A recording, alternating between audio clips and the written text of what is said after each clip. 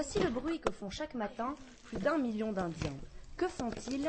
Ils nettoient à la main des excréments humains. Ce sont les scavengers. Il n'y a pas de traduction exacte en français.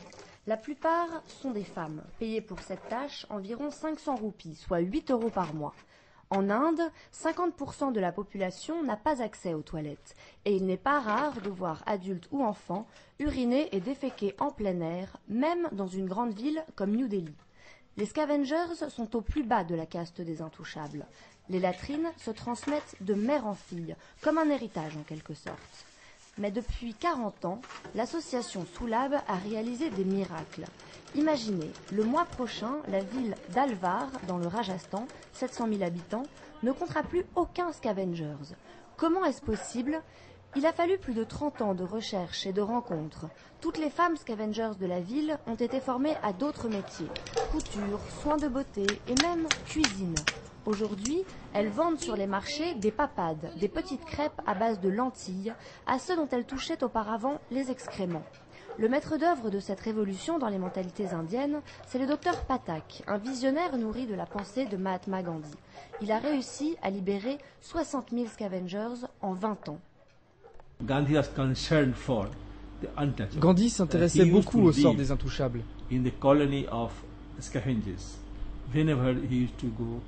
vivait parmi les scavengers à chaque fois qu'il voyageait en Inde. Résoudre les problèmes sanitaires était sa priorité, avant même l'indépendance de l'Inde.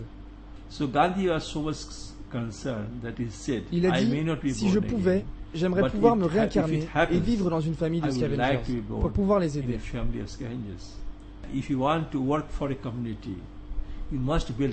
Si vous voulez travailler avec une communauté, il faut savoir comment elle vit, et donc vivre avec elle. J'ai moi-même ramassé des excréments. Je viens d'une famille de brahmanes. Quand j'étais petit, j'ai touché le balai d'une scavenger. Ma grand-mère m'a alors forcé à avaler une mixture de bouse et d'urine de vache, mélangée avec de l'eau du Gange pour me purifier. J'étais curieux, moi. Pourquoi sont-ils intouchables? Qu'ont-ils fait? Dans la culture indienne, les toilettes, c'est tabou. Et nous avons réussi à changer le regard des Indiens sur ce sujet.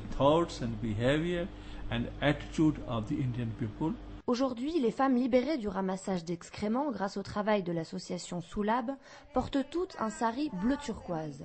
Elles sont respectées par tous et sont même reçues par les ministres indiens. Pour plus de renseignements, www.sulabh international.org.